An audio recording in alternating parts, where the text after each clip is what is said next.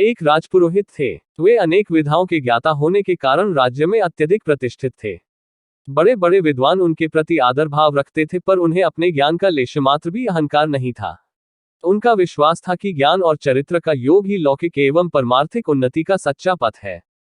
प्रजा की तो बात ही क्या, स्वयं राजा भी उनका सम्मान करते थे और उनके आने पर उठकर आसन प्रदान करते थे। एक बार राजपुरोहित के मन में जिज्ञासा हुई कि राजदरबार में उन्हें आदर उनके ज्ञान के कारण मिलता है अथवा चरित्र के कारण। इसी जिज्ञासा के समाधान हेतु उन्होंने एक योजना बनाई। योजना को क्रियान्वित करने के लिए राजपुरोहित राजा का खजाना देखने गए। खजाना देखकर लौटते समय उन्होंने खजाने में से 5 बहुमूल्य मोती उठाए और उन्हें अपने पास रख लिया। खजांची देखता ही रह गया। राजपुरोहित के मन में धन का लोभ हो सकता है, खजांची ने स्वप्न में भी नहीं सोचा था। उसका वह दिन उसी उधेड़बुन में बीत गया। दूसरे दिन राजदरबार से लौटते समय राजपुरोहित पुनः खजाने की ओर मुड़े तथा उन्होंने फिर 5 मोती उठाकर अपने पास रख लिए। अब खजांची के मन में राजपुरोहित के प्रति पूर्व में जो श्रद्धा थी वह क्षीण होने लगी। तीसरे दिन जब पुनः वही घटना घटी तो उसके धैर्य का बांध टूट गया। उसका संदेह इस विश्वास में बदल गया कि राजपुरोहित की नीयत निश्चित ही खराब हो गई है। उसने राजा को इस घटना की विस्तृत जानकारी दी। राजा को इस सूचना से बड़ा आघात पहुंचा। उनके मन में राजपुरोहित के प्रति आदर भाव की जो प्रतिमा पहले से प्रतिष्ठित थी वह चूर चूर होकर बिखर गई।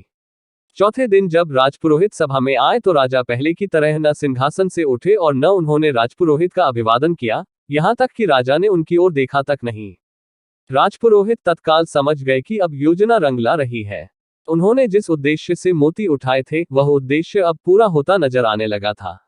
यही सोचकर राजपुरोहित अपने आसन पर बैठ गए।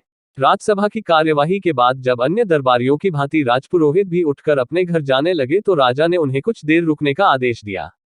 सभी सभासदों के चले जाने के बाद राजा ने उनसे पूछा, सुना है आपने खजाने में कुछ गड़बड़ी की है? इस प्रश्न पर जब राजपुरोहित चुप रहे तो राजा का आक्रोश और बढ़ा। इस बार वे कुछ ऊंची आवाज में बोले, क्या आपने खजाने से कुछ मोती उठाए हैं?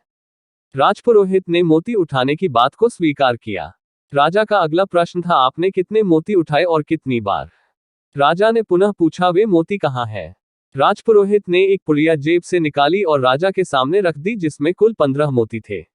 राजा के मन में आक्रोश, दुख और आश्चर्य के भाव एक साथ उभर आए। राजा बोले, राजपुरोहित जी, आपने ऐसा गलत काम क्यों किया? क्या आपको अपने पद की गरिमा का लेशमात्र भी ध्यान नहीं रहा? ऐसा करते समय क्या आपको लज्जा नहीं आई?